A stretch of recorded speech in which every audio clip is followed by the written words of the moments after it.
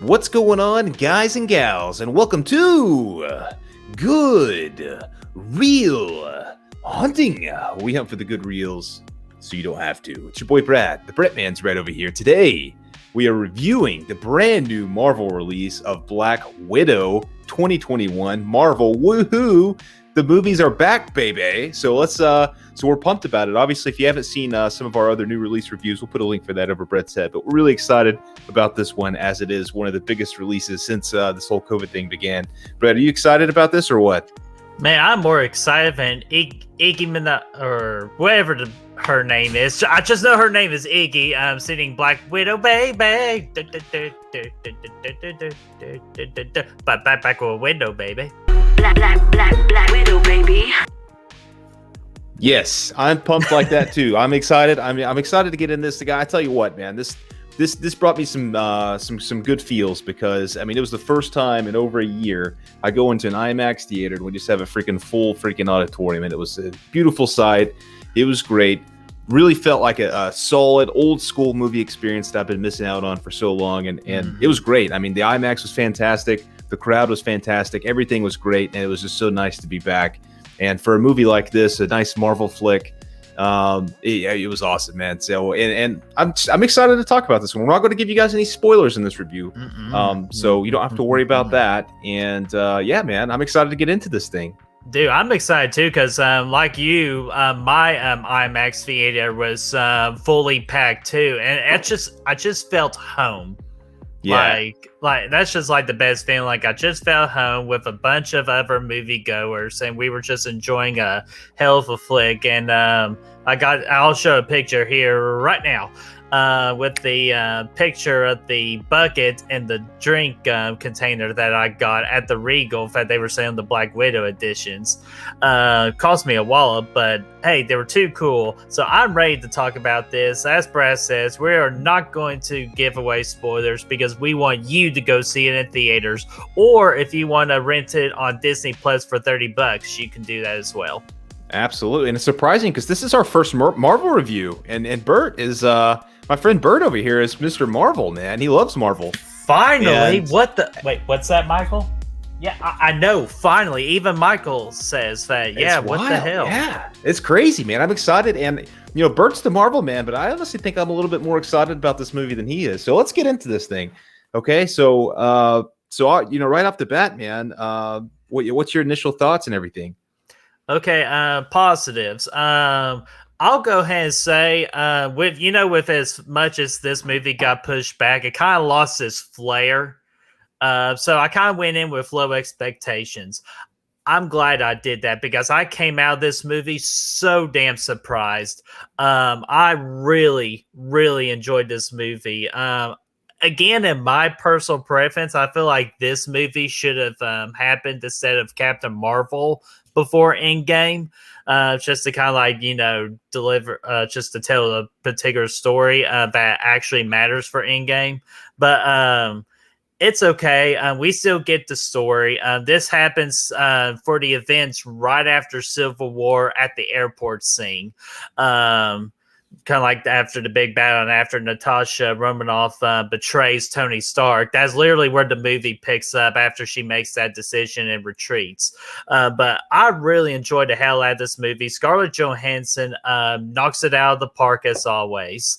And Brad, I'm interested. What do you have to say about it? Because you got me curious. Okay, well, I just like you, I went in with pretty low expectations. Like, I never really, I was more excited about Florence Pugh than anything in this movie, because she's become one of my favorite actresses over the last couple of years, and absolutely we'll love talk about her too. Oh, we're definitely going to talk about her in a minute. So again, I wasn't too crazy about it. The trailers came out, I'm like, oh yeah, it looks like another Marvel movie. But I go into this thing very pleasantly surprised, man. Very pleasantly surprised, because it does such a great job of detaching itself from the rest of the Marvel universe. And I think that's a great move at this point. Like, I mean, obviously there's callbacks, there's little things here and there that like kind of remind you of where we're at in the timeline of Marvel's events. But for the most part, this feels like a really isolated story. It's not over the top crazy. Like it's not too thematic, if you will, cinematic, I guess you could say, is what I'm going for.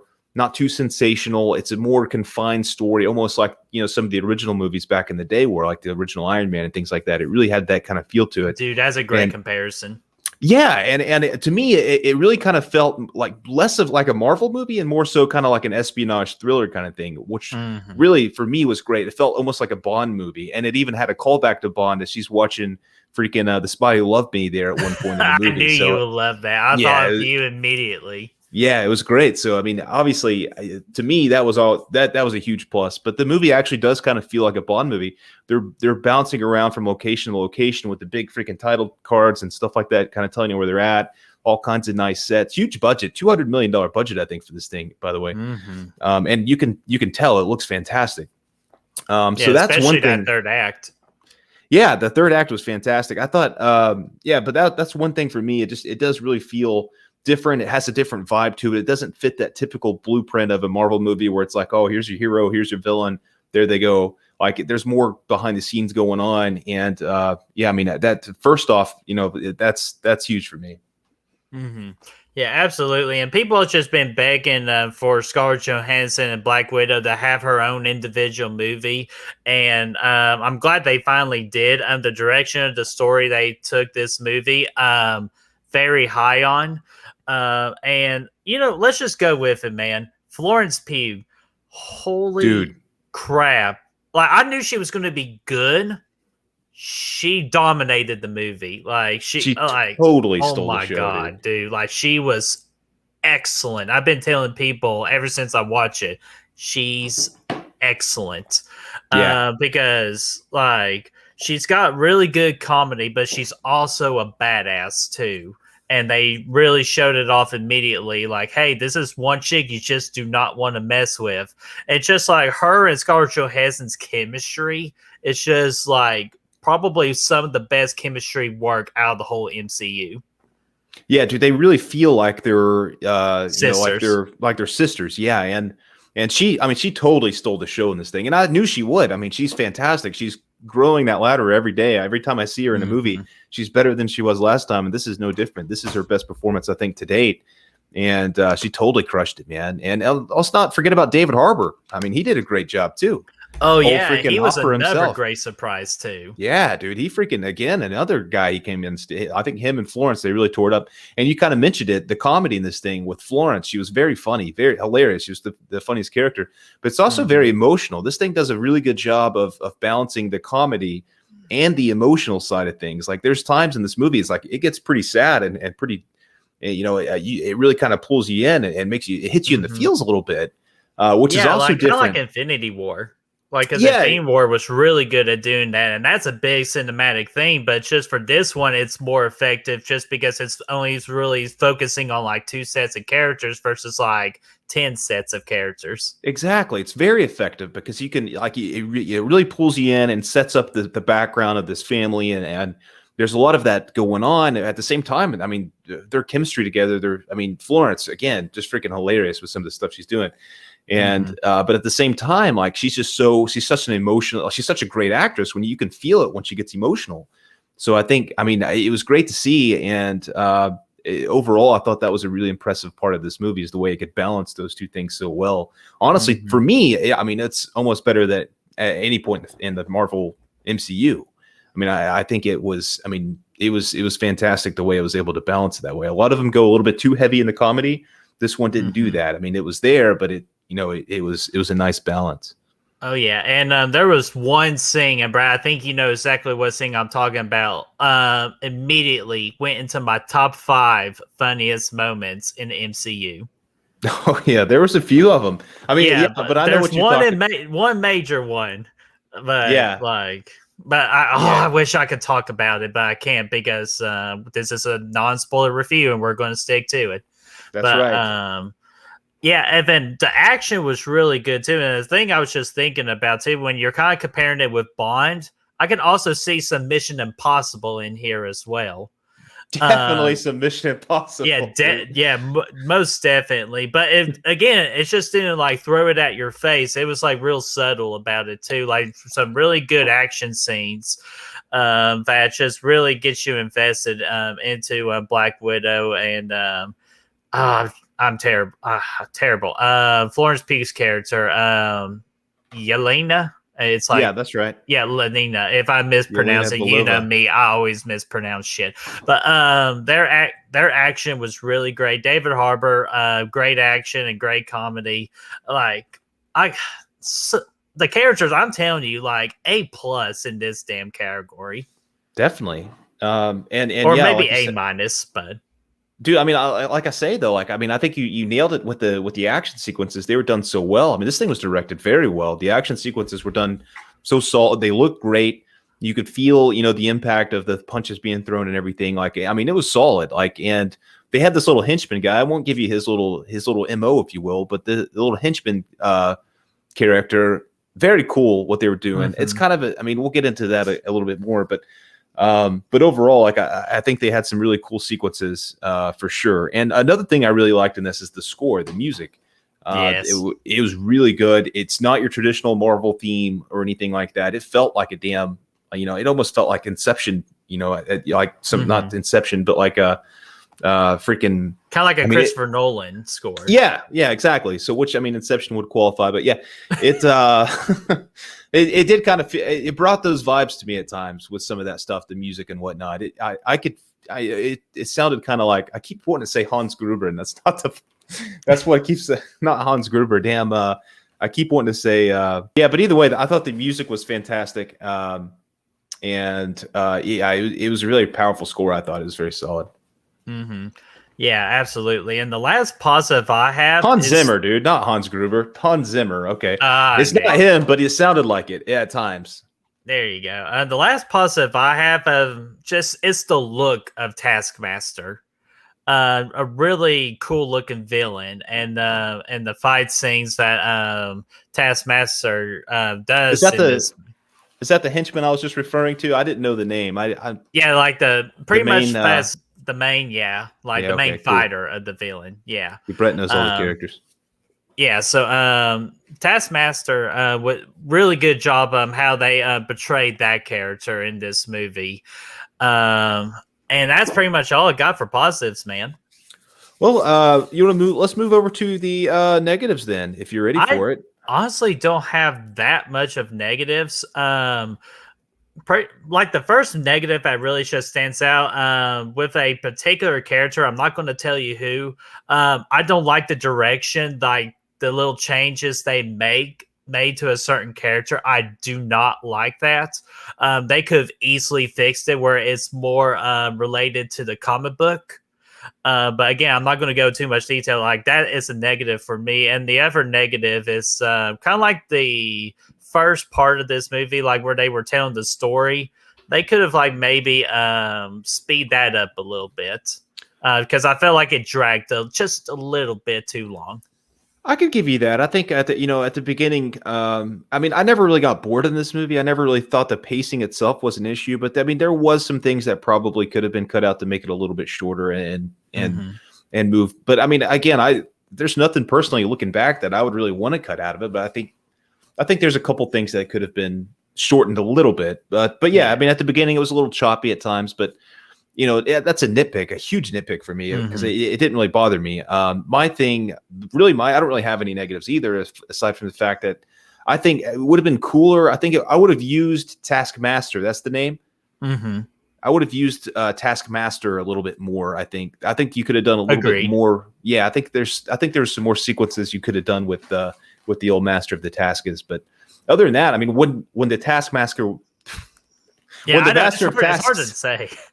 When the Taskmaster, okay, we're just gonna call we're gonna call them Task. When that mofo was on screen, he was the masker. The Taskmaster was kicking some ass, but I would have liked to see more of the Taskmaster. Yeah, absolutely. They should the Task should be the bad guy. Like the main bad guy, like I said, the everyone, because to me, that's just like later down the line, he's going to be forgettable. Was his motives really good? Absolutely, his motives were good. It's just I don't feel like he's kind of like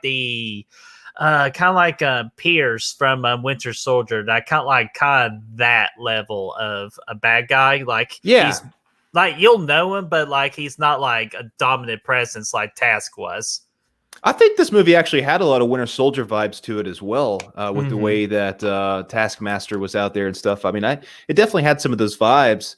And yeah, I mean, I like the main bad guy in this, but I mean, and that's one of the reasons I like this movie a lot is because it does have a kind of a different blueprint than the rest of the franchise, where you don't have your traditional, freaking hero villain.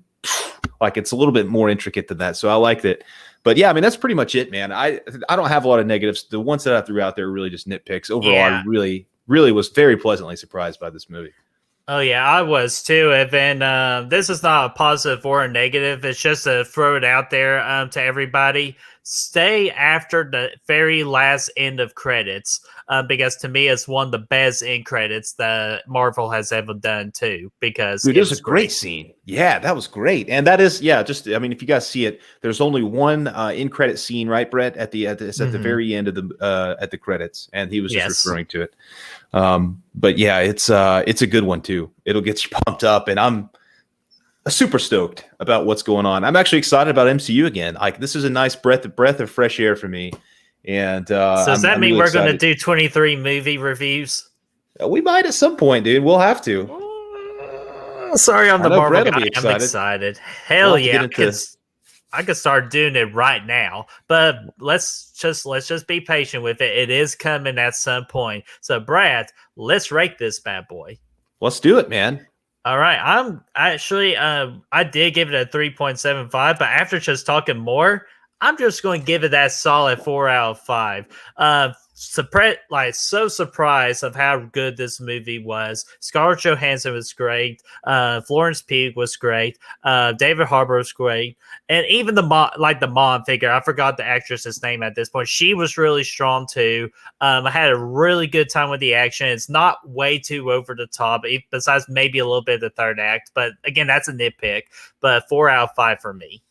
Ooh, feels so good. I'm going to go with a 4.5, believe it or not. What the hell is going on? A Marvel movie, a 4.5? Yeah. Your boy, dude, I really had generous.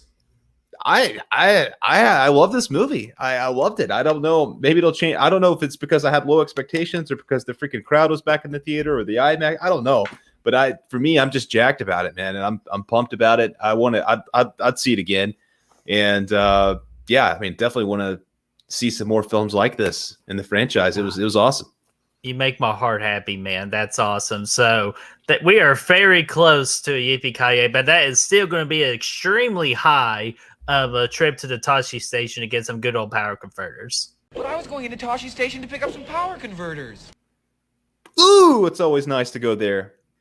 Yeah, absolutely it is. So that is Black Widow, our non-spoiler review. We are hoping to do some form of a spoiler review because, damn, we can even dive deeper more into this topic. So, Brad, do you have any last thoughts?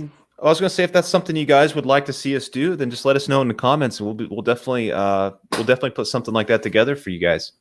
Yeah, absolutely. So, guys, what did you all think about Black Widow? Were you easily surprised like me and Brad were and that you just absolutely loved it? Or do you have some problems with the movie? Let us know in that comment section down below, and let's get that discussion rolling.